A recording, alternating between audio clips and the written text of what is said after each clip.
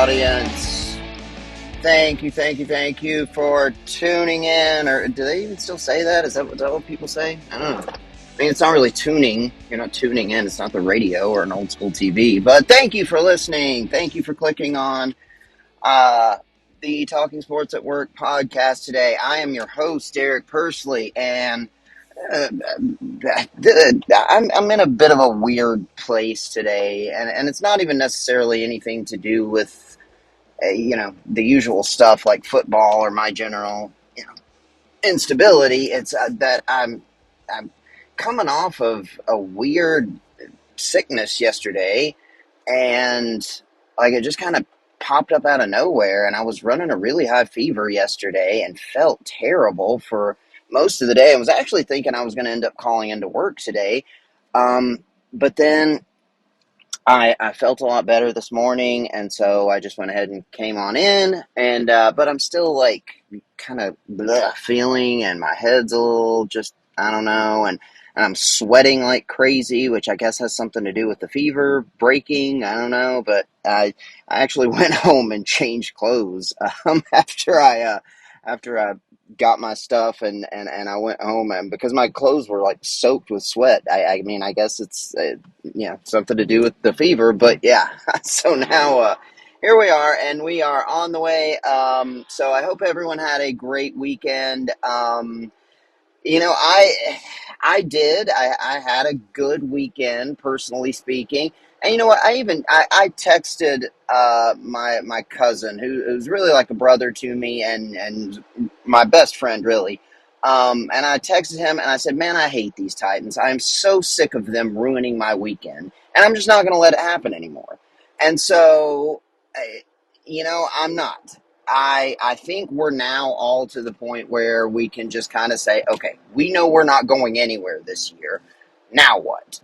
And yeah, but I have decided that I'm not going to let that ruin my weekend anymore. And I'm also going to focus on the positive, which, there's not a lot with them, but there is a lot with the other team in Tennessee to be excited about and to be positive about. And, I've talked about this before too. I think one of the reasons why I focus on the Titans more early on in the show, at least, is because it's more recent, and plus another reason is because I'm listening to Sirius XM sports radio shows as I'm taking the kids to daycare and as I'm driving to work. And, that's usually what I'm listening to. And the national media largely is talking about NFL a lot more than they talk about college. And even I watched Sports Center Sunday morning, and I'm expecting to see something about, the game of the week, the big Kirk Herbstreit game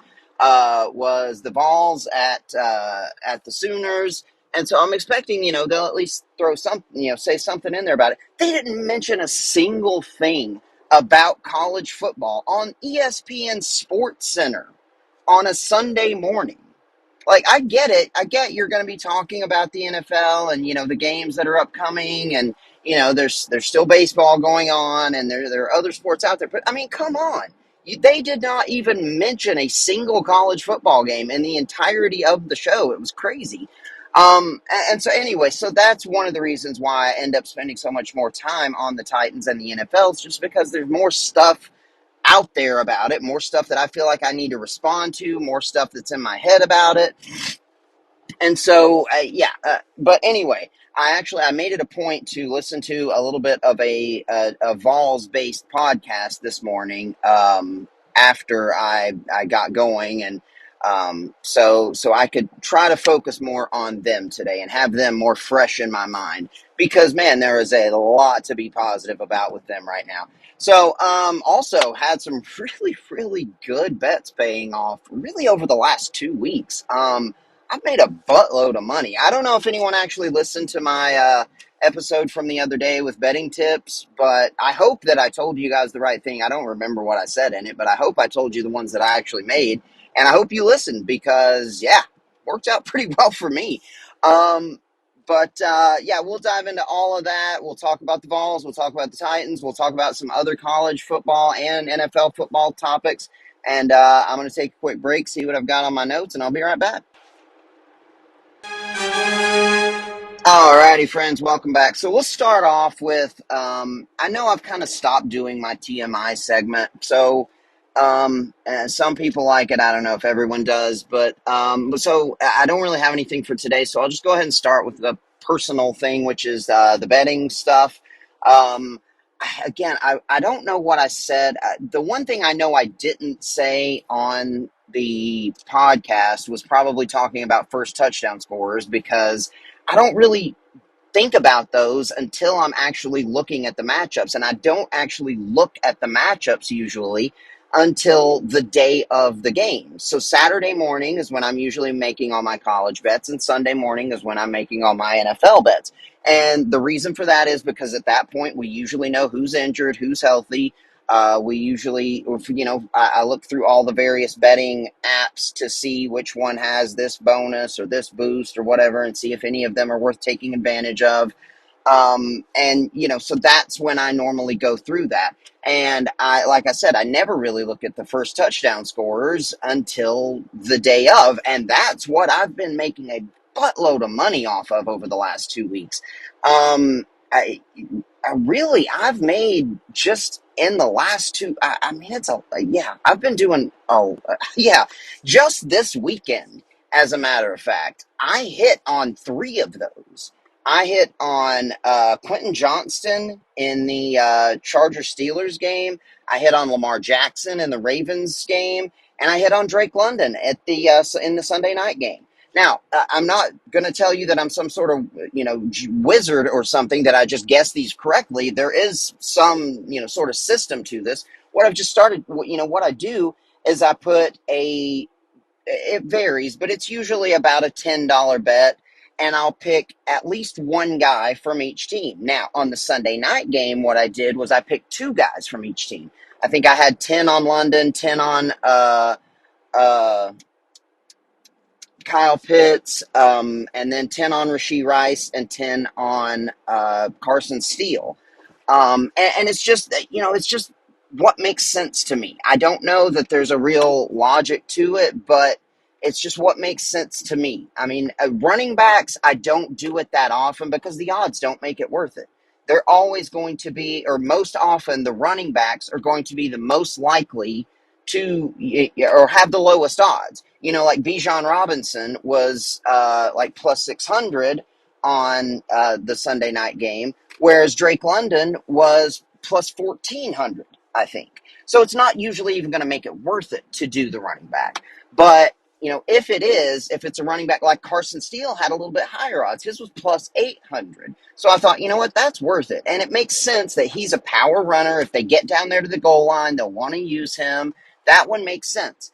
And I used to almost always put a little bit on Travis Kelce whenever the Chiefs played for the first touchdown score, and I hit on that a lot. But lately, he just hasn't looked like himself, and they have not been. Yeah, he has not been as big of a factor in the offense lately, and that's a whole other topic for another day. But I just look at, what has the best odds and the best likelihood in my mind. It's often I go with tight ends because they're such weapons in the end zone, down in the red zone. And, if there's a top receiver, like I went with Devontae Smith the other day.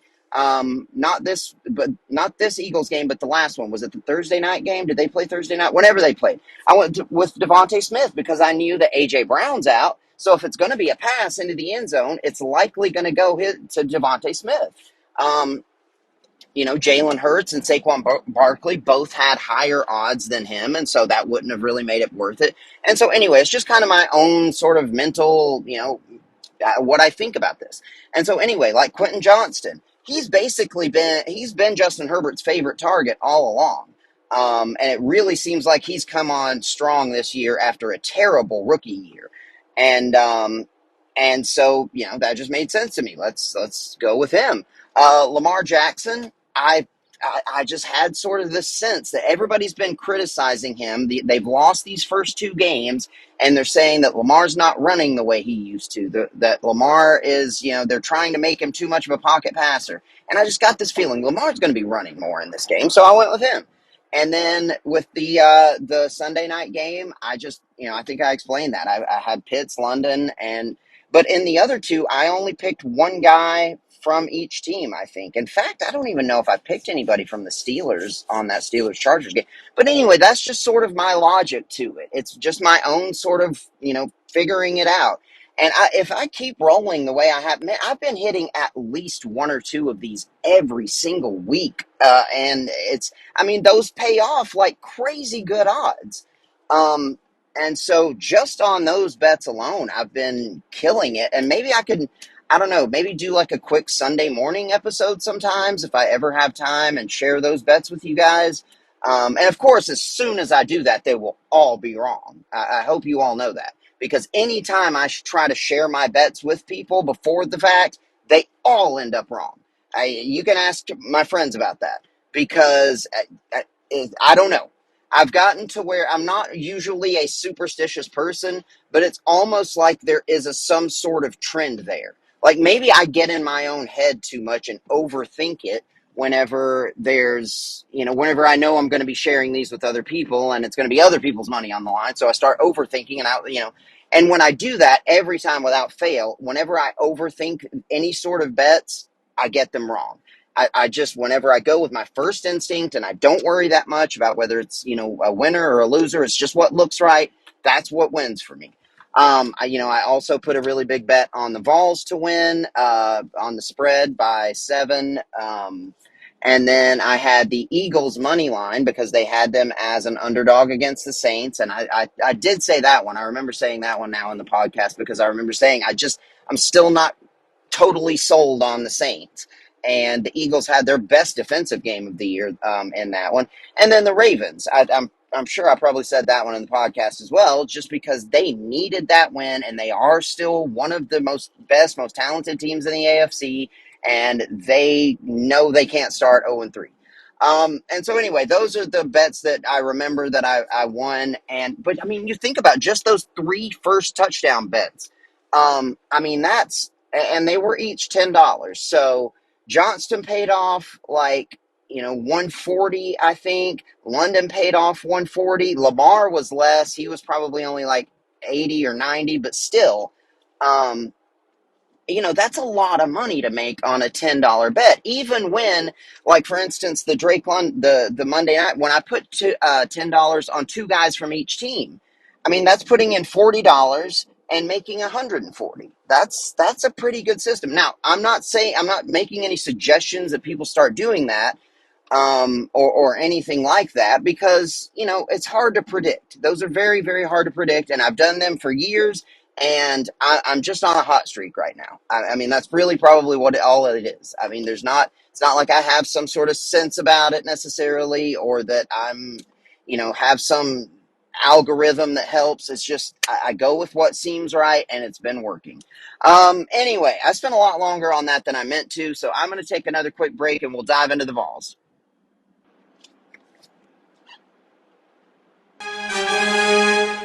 All right, friends, welcome back to Talking Sports at Work.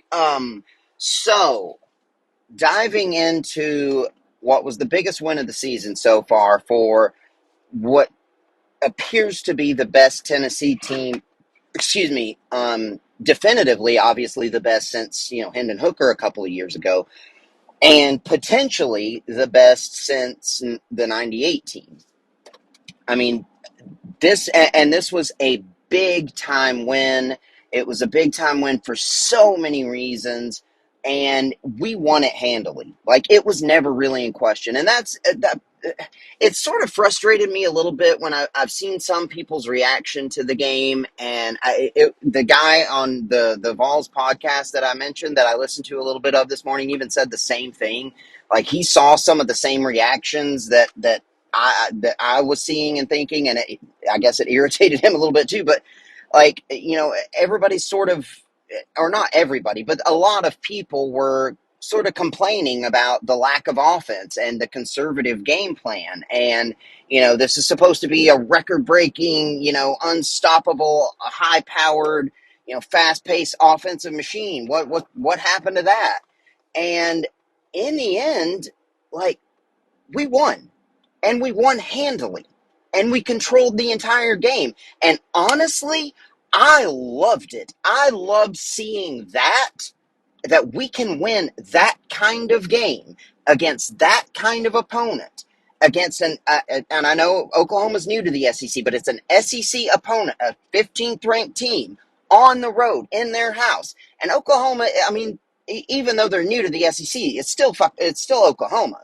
I mean, they're a historic football powerhouse. It's still Oklahoma. It's still their building. And they have a really good defense. And to see that we can win a game where we're not, Nico's not chucking it, wide, with these wide receiver screens and then down the field over and over, the fact that we can just grind out a win, the fact and still control the game and control the time of possession, by the way, that was something that really stuck out to me when they showed the halftime stats. That Tennessee is winning handily in time of possession in this game. And I mean, we dominated that first half. It was 19-3 at halftime, something like that. I mean, we made them pull their starting quarterback because the defense was so great. I actually loved seeing us win in that fashion because the great teams, they're not just going to be one dimensional. They're not just going to be one trick pony. They're not going to be a team that just has to have a game a certain way to be able to win. The great teams can grind out victories when they need to with their defense and their running game and controlling the clock. The great teams, when they need to, can win a shootout with a high-powered opponent for an offense, or an high-powered offense for an opponent. The great teams find ways to win and can win in different ways depending on what the situation calls for. And this was the first time that I can really remember under Josh Heupel where it felt like, given this situation on the road against a big-time opponent, that this is a time when that's the kind of game plan it calls for. Let's be a little bit conservative. Let's run the ball. Let's trust in this elite defense we have. And let's play almost sort of old school Tennessee football. And let's beat them that way. I loved it. I absolutely loved it. So anybody who was unhappy with that, I don't understand it. I really don't. Like, I mean, I understand everybody wants to see offense. Everybody wants to see points. Everybody wants to see big plays. And, we've kind of gotten used to seeing that from the Vols. And that's been our calling card for a few years now.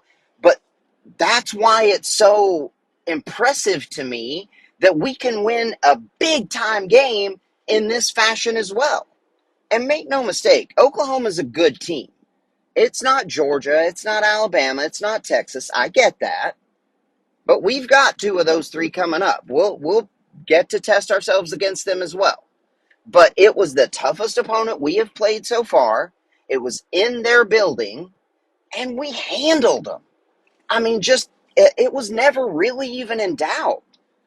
And so I don't think there's anything at all to be unhappy about with that win. In fact, I feel the complete opposite about it. And speaking of the way we won this game, if there are any more, I don't know who could possibly have any more questions about the Tennessee defense.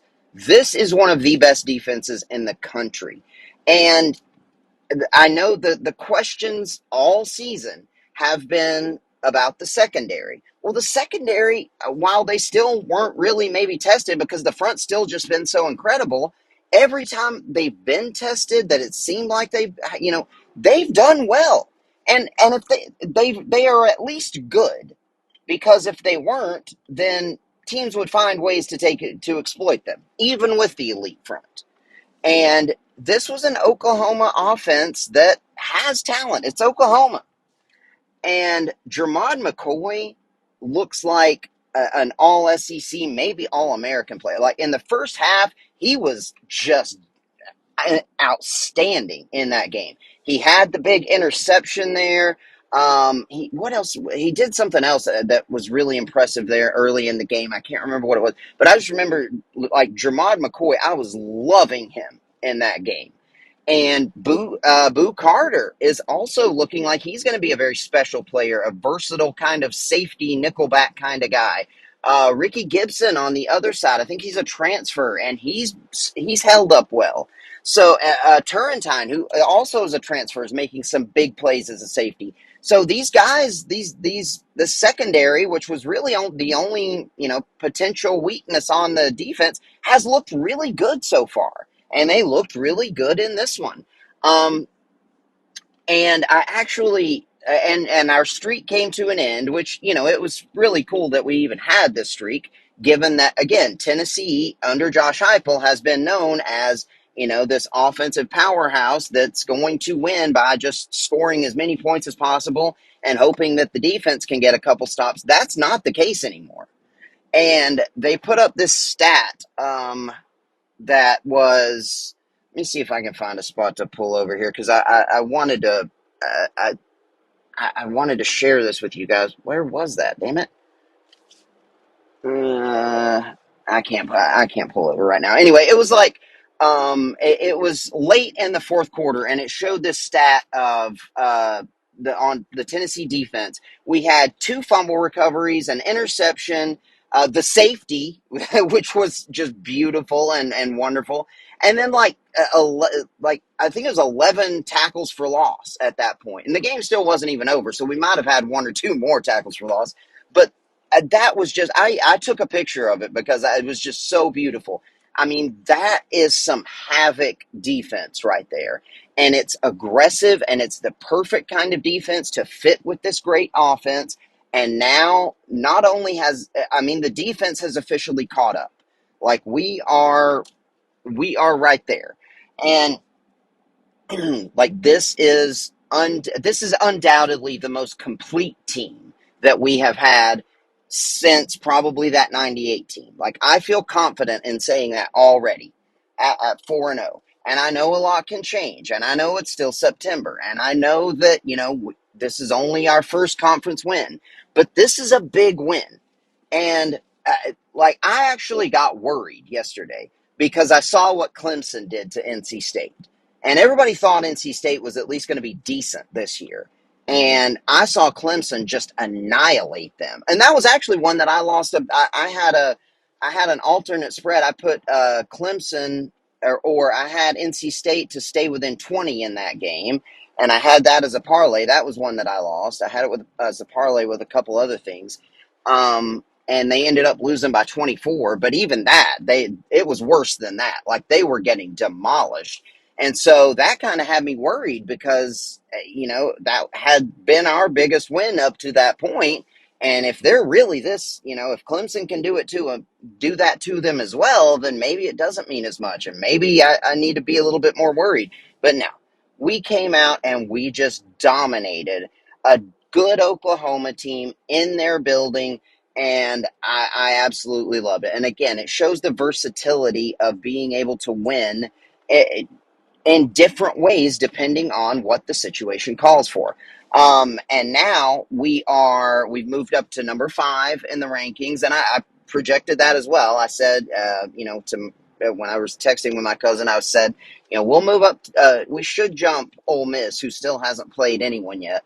And we might even jump Alabama, but I think we'll at least be 5 after this one. And we did jump up to 5. We're off this week, and we will at least be 4 by our next game, which is traveling to Fayetteville, because either Georgia or Alabama will lose this coming week. So we will jump one of them, and we'll be up to at least number 4 by our next game, which is pretty cool. And after that win, we now have like I think it was 76% chance of making the playoffs, according to the ESPN Power Football, whatever that is. And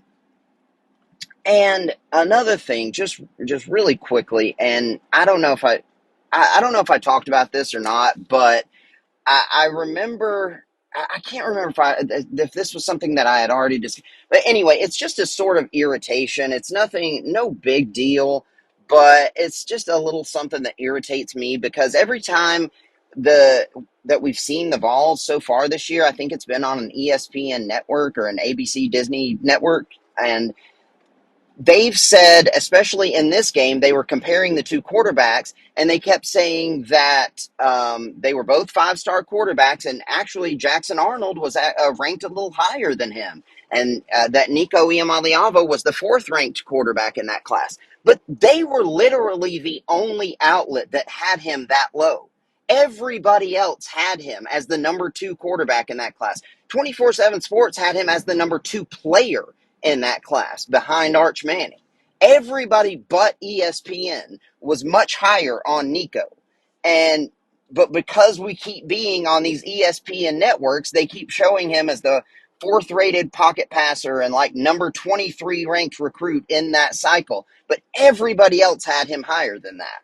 And it's just sort of a little, and it feels like that they would want to not keep bringing that up, seeing as how wrong they were and how they've been proven to be wrong now, that ESPN would want to quit saying that. But it's just, I don't know. That's just a silly little irritation, I guess. Another big deal was the Josh Heupel thing. And he did and said all the right things. This was not about him. And, he played, he handled it perfectly. But you knew that this meant a lot to him, and that his players knew that this meant a lot to him, whether he was going to let on like that or not, and they were going to play their asses off to give him this win. And you saw one of the more beautiful things we've seen in football this year. At the very end of the game, when Nico took that final kneel down, the first thing he did was he ran over with the game ball and handed it to Josh Heupel and gave him a little hug there, and that was just so super sweet.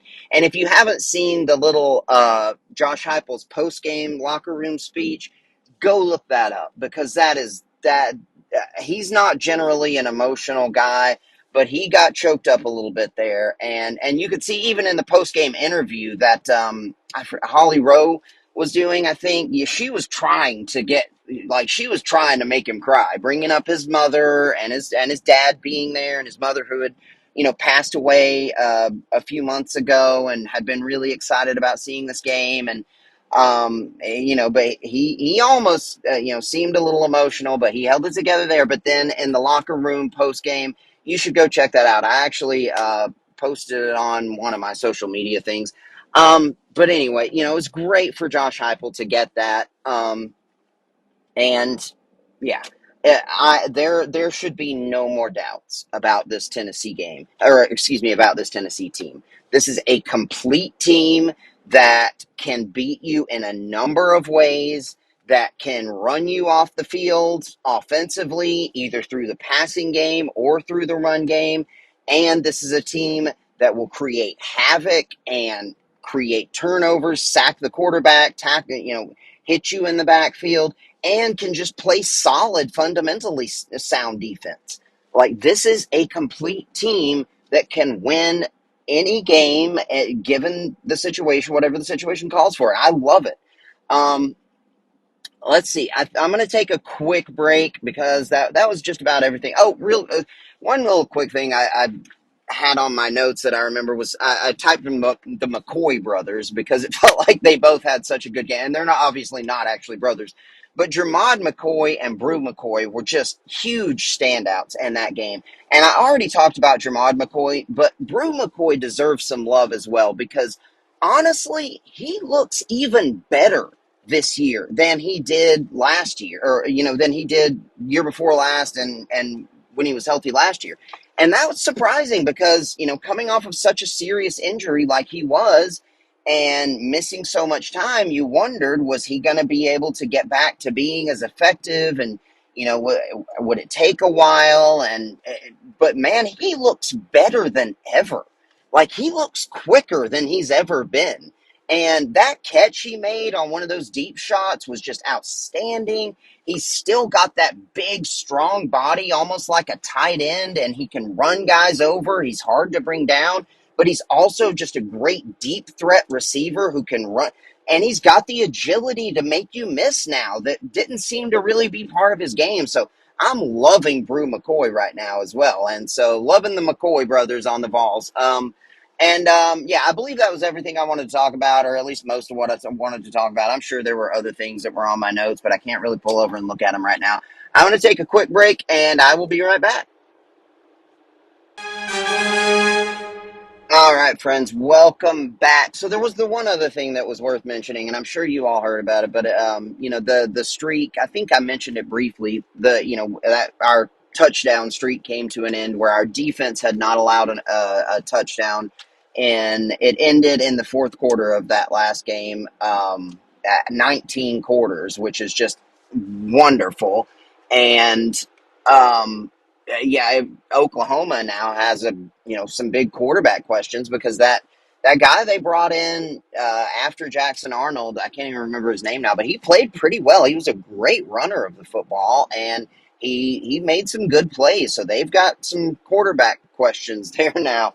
Um, but anyway, now it's time for the not so great part of the show, also known as our Titans coverage.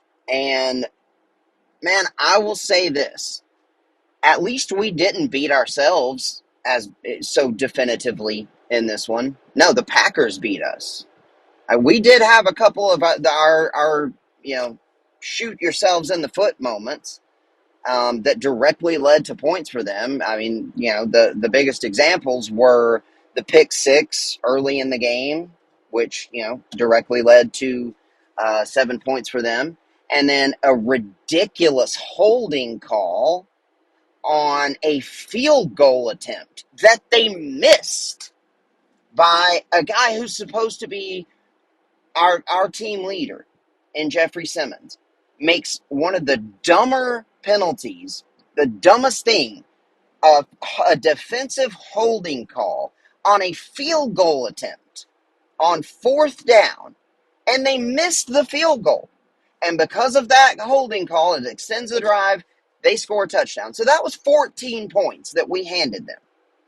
But even without that, it still felt like this one didn't feel the same as the first two, where it felt like we should have won those games. This one, it felt like the Packers beat us. And I kept having flashbacks to the fucking A.J. Brown Eagles game where he just lit us up.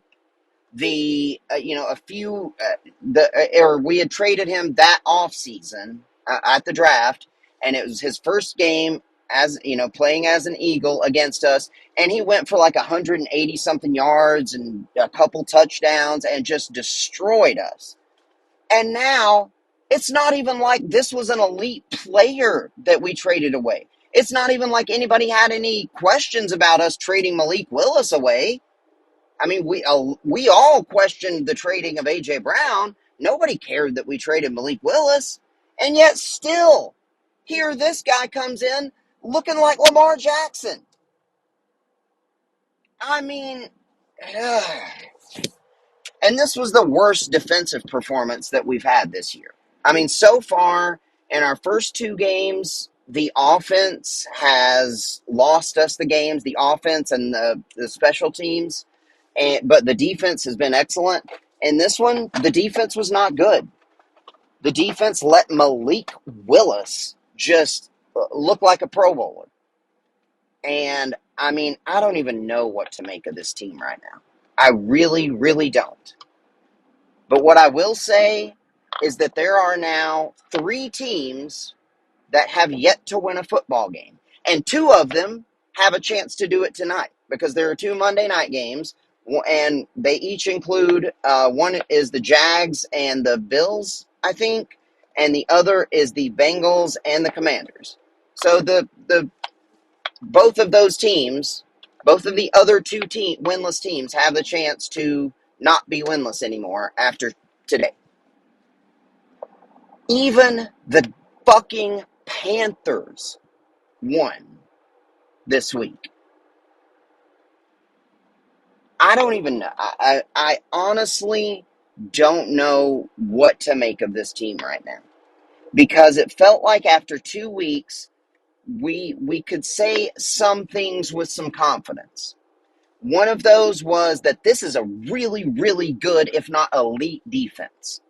A top 5 defense maybe in the NFL. But and that the skill position guys are great on offense, and the offensive line is definitely better than last year. And if the quarterback can just cut out the turnovers, we should be able to win some games. But that was not the case in this one. Like, the defense did not look good in this one. The quarterback, while he didn't look good, and he did have one more uh, pick six, one more turnover that directly led to points. He now leads the league in turnovers by 2, actually. I looked that up this morning. He has 8 total turnovers, leading, I think Jalen Hurts and somebody else were tied for second place with 6.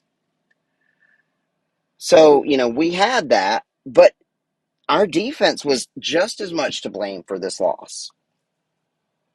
And the offensive line did not look good in this one. Now, again, I have not said that this was a good offensive line. I have said all along that they are better than last year, but that's a very low bar to set. This year, or excuse me, yesterday, it almost looked not quite as bad as last year's offensive line, but they were not good. It was an ugly performance from what should be an improved offensive line. And obviously, the majority of the blame went to Nick Petit-Frere at right tackle. And, he ended up getting pulled I think, in the third quarter. And we went to Jalen Duncan, who, in my opinion, looked even worse. But, anytime there's that bad of a performance from an offensive line, you can't just single out one player. Even though NPF was getting beaten regularly, so was Jalen Duncan. And I mean, if those are our 2 options there, that sucks. And we knew all along that was still going to be the questionable side of the line. That left side should be solidified for years to come with 2, top 12 picks. J.C. Latham at left tackle, Peter Skoronski at left guard, and then adding Lloyd Cushenberry at center. That should shore up that whole section. But right tackle and right guard were still a little uncertain. And that was the side that, really sucked the most on Sunday. So, if and again, now at 0-3, it's like, I mean, where do we go from here? And I texted with some friends during the game, and I said, I think it's just time to start quarterback window shopping, basically. I like Quinn Ewers. I think that he has more upside than Carson Beck. I am not a big Shedeur Sanders believer. But with your team being 0-3, your quarterback leading the league in turnovers, I mean, yeah, I don't know that there's anything positive to take away from this. There's not. There's just really not. And for for your season to be all but over before September's done, that's pretty depressing. And, we knew that this season was going to be mostly about 2 guys. I've said this, I don't even know how many times. It was going to be about Will Levis. It was going to be about Brian Callahan. Do we have our quarterback? Do we have our coach? We put the talent, we put the talent there as far as, really good receivers now with Calvin Ridley, who I love.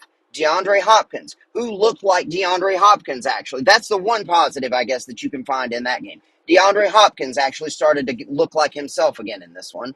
But Ridley, Hopkins, Tyler Boyd, who's still a really good slot receiver, Pollard and Spears in the backfield, an improved offensive line, a good defense, an elite secondary. I mean, a group of super talented players in the secondary.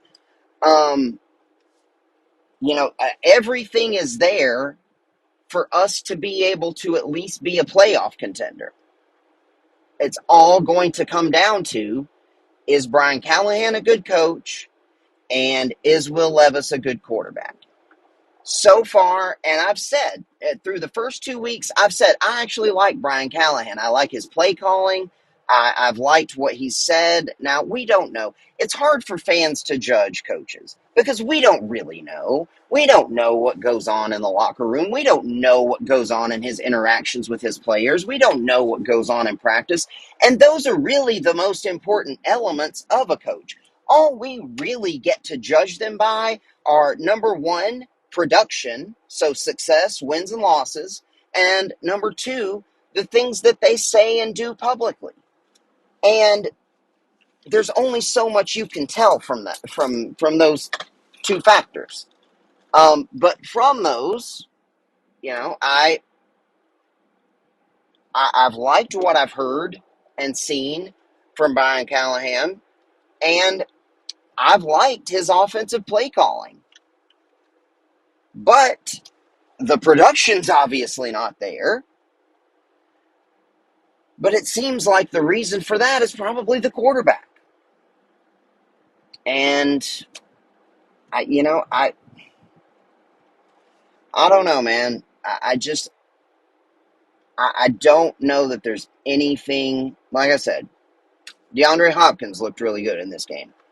That's maybe the only positive to take away from that game.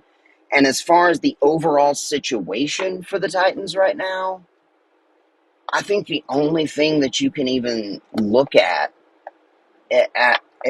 as close to a positive is that right now we have the inside track to the number one overall pick. But the problem with that is, and I may have even talked about this on the podcast. I know I've talked to some people about this.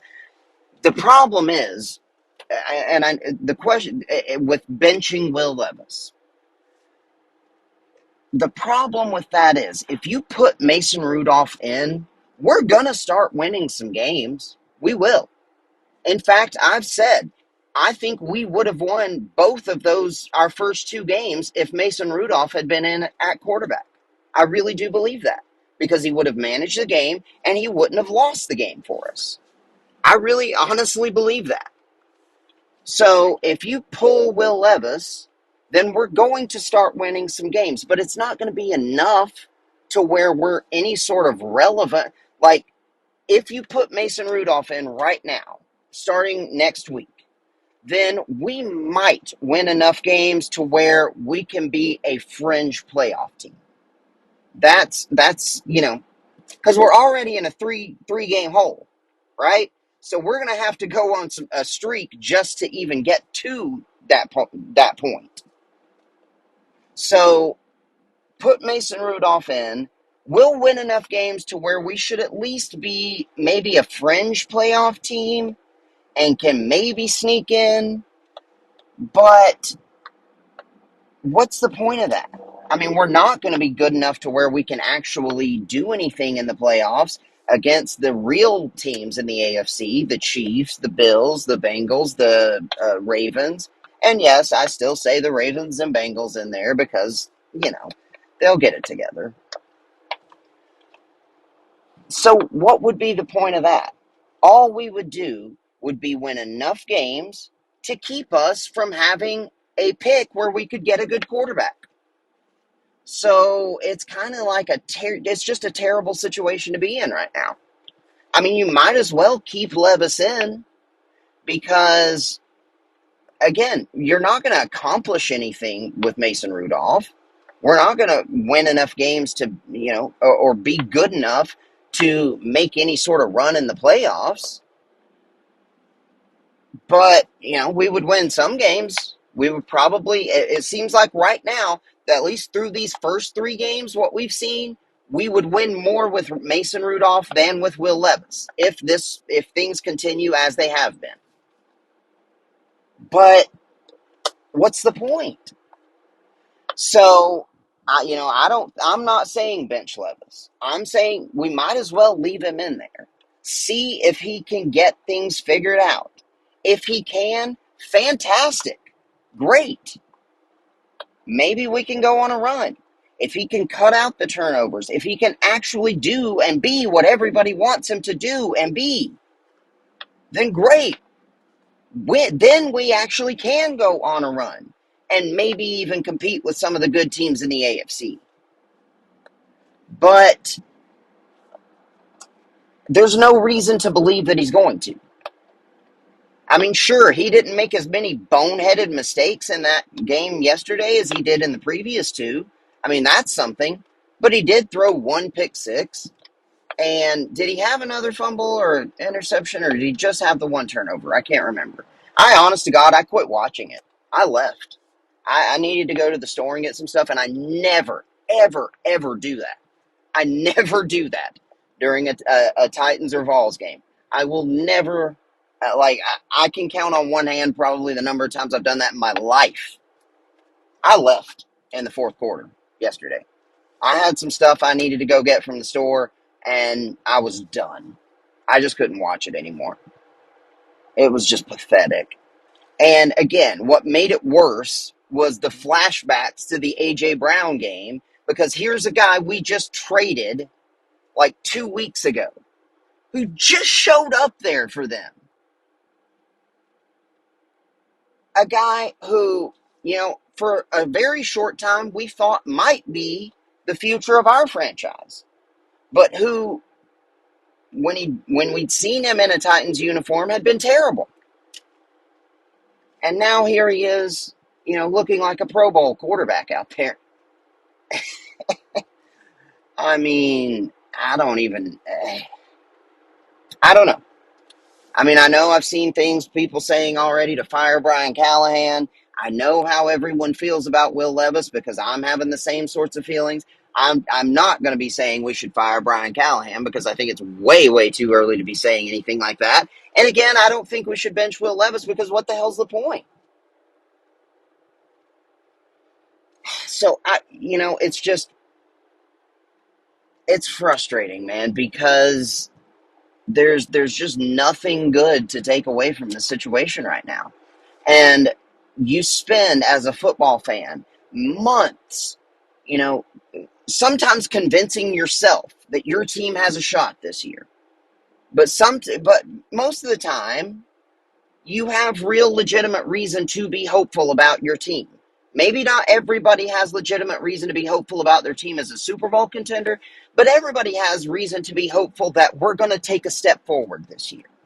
We're going to be better than last year.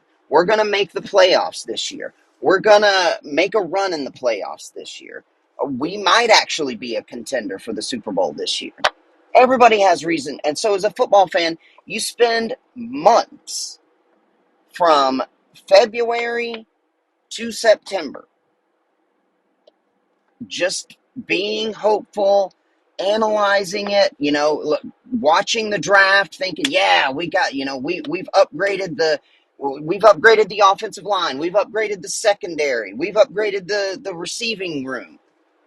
Yeah, we did some good things in free agency. Okay, this year, we might be able to make some things happen. And then for it to just all fall apart after 3 weeks. I mean, goodness. What do you say? I don't know. And I mean, it's not like we're the Bengals. The Bengals could go 0-2, 0-3, and they'd still have more than enough reason to be hopeful that they will be in the playoffs and even make a run. Because it's just what they do. They start slow. They suck in September. But then they always get it going as long as Joe Burrow stays healthy.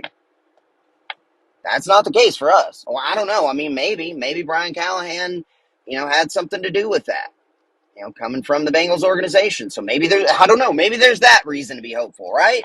He comes from an organization that always sucks in September, so maybe they'll get it going. I mean, if that's what we're clinging to, that's sad. But what else is there? I mean, what else is there? Except for you say, okay, maybe plug Mason Rudolph in and we'll see. And, he's a competent quarterback. He's one of the better backup quarterbacks in the league. I don't know. Maybe we could go on a run, right? But most likely, we win just enough games to where we'll be picking, 9, 10, 11, 12 again. And not be able to get a Quinn Ewers or a Carson Beck. But I also, I'm not saying we should tank because I don't think that that's. I'm not necessarily against it, but it's not something that's really done in the NFL, at least not openly. Um, and so, you can't really encourage that. But I mean, at this point, already after 3 games, that this is the discussion. It's hopeless. It sucks. All right. Anyway, I'm going to take one more quick break and then maybe I'll find some positive note to end on. Alrighty, friends, back again. So I was trying to think of something positive, and I ended up stopping for a minute and looking at my notes, and I didn't really even have that much, nothing left to talk about that, for at least for today's episode.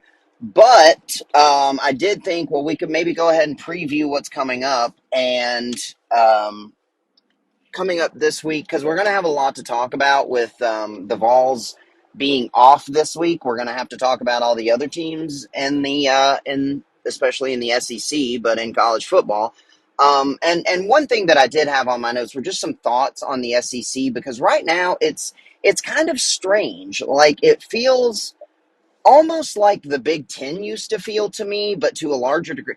Like the top of the SEC are the best teams in the country. I mean, we are still six. What is it? 6 of the top 7 teams, I think, or is it 7 of the top 8? 6 of the top 7, I think, teams in the country in the AP poll right now are SEC teams.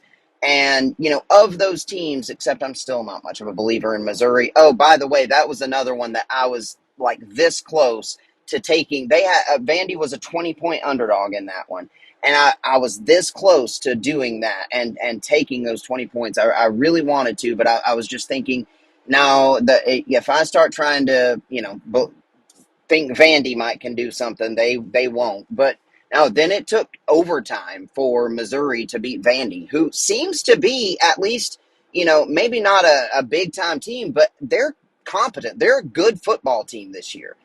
They're not going to win many games in the SEC, but Vandy's all right. Um, I got off track there. What was I talking? Oh, but the SEC is, if you look at those top teams, Georgia, Alabama, Tennessee, Ole Miss, Missouri. Who am I forgetting? Texas. Yeah, because that's weird. Um, I think all of those teams could win the national championship this year, except for, like I said, I'm still not a big believer in Missouri, and I'm also not a big believer in Ole Miss. I still think, they have yet to actually play anyone, so they'll need to prove it, and maybe they will prove me wrong. Maybe once they start playing some real games, they will prove it. Excuse me, they've got a decent one coming up with Kentucky. Excuse me, they're hosting Kentucky, so Kentucky at home this week. Kentucky is not as good under Mark Stoops as they have been in some other years, but they are still a solid opponent, and so we should be able to tell more about Ole Miss than we had in these previous 4 weeks after that game. But it feels almost like the SEC's kind of top heavy right now. But of those top teams, man, they're elite. And that's how the Big Ten was for years. But really, with the Big Ten, it was only Ohio State and Michigan for years. Um, but now it feels like there's a lot of quality depth in the Big Ten, and a lot of those like middle teams in the Big Ten are pretty good. Whereas I don't know so much about the middle and lower teams of the SEC. Like Florida sucks, Mississippi State sucks, LSU's overrated. Um, uh,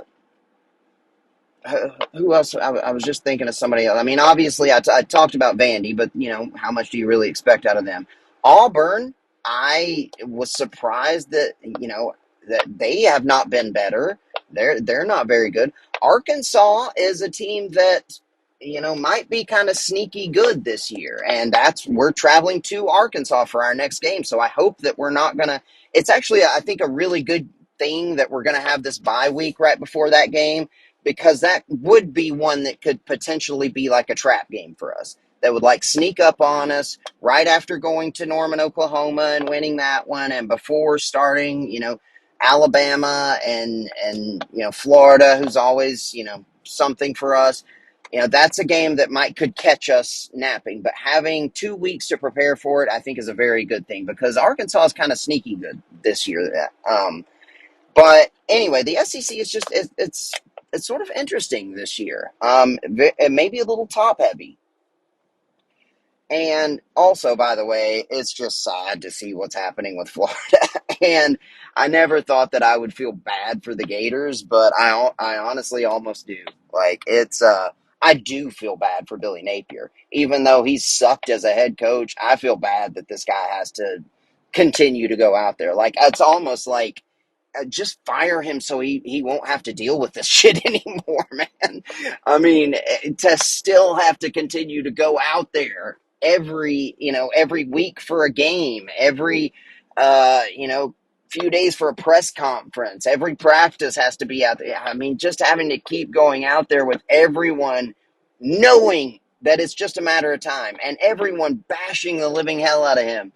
I mean, it's almost just like, okay, let's just get it out. Put him out of his misery, man. Um, yeah.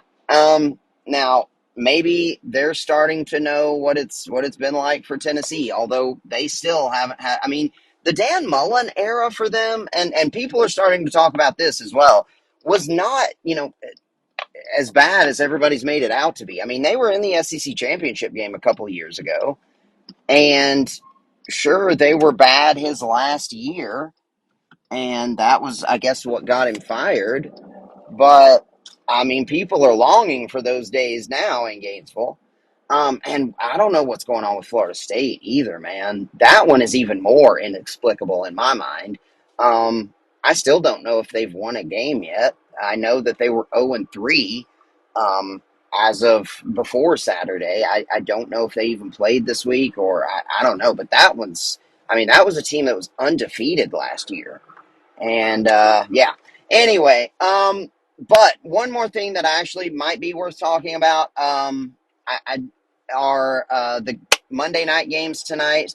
We've got the Jaguars and the Bills. We've got the Bengals and the Commanders. I don't know what the spreads are, or the spread whatever on those. If I had to guess, I would say that the Bengals are probably about a 4-point favorite over the Commanders, and Buffalo's probably a pretty hefty favorite against the Jaguars. You know what? In fact, it's worth a look. If anybody's still listening right now, we're 50-something minutes in. At least I can give you something, maybe. Let's see, what can I pull over here?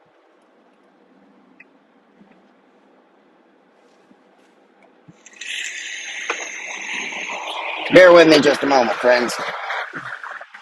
I'm going to find us a spot to stop, and we will look at that shit. Oh, wait, I thought this is my normal spots up here.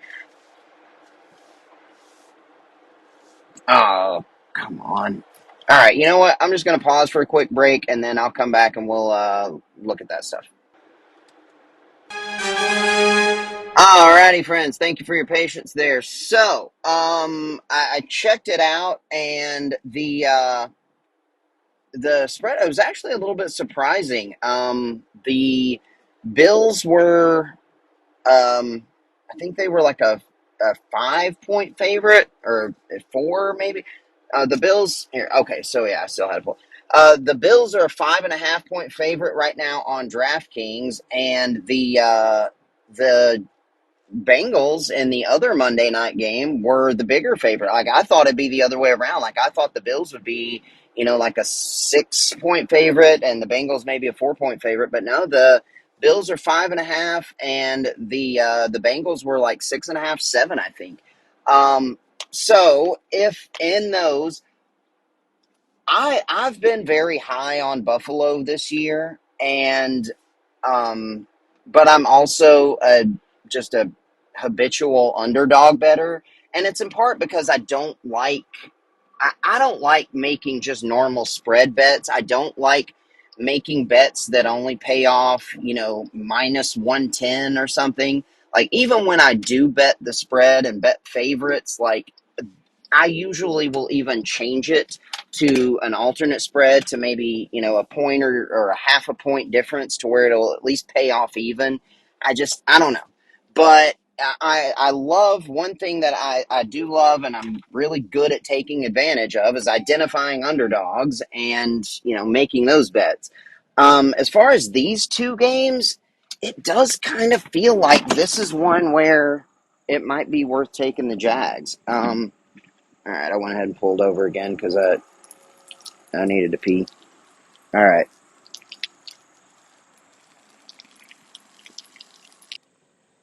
Okay, sorry, friends, for a little pause there. I pulled over again because I really had to pee, and I didn't want you guys to have to listen to that. So, anyway, but yeah, just looking at what we've got here, I've been really high on Buffalo this year, but I think Jacksonville is still a quality team, and I think they're going to be doing everything they can to avoid uh, going 0-3. So that's one where I might jump on that money line. Maybe not, a big bet on it, but it's plus 205 right now because they're a 5.5 point underdog by the spread. So the money line is plus 205. I might put just a little bit on that.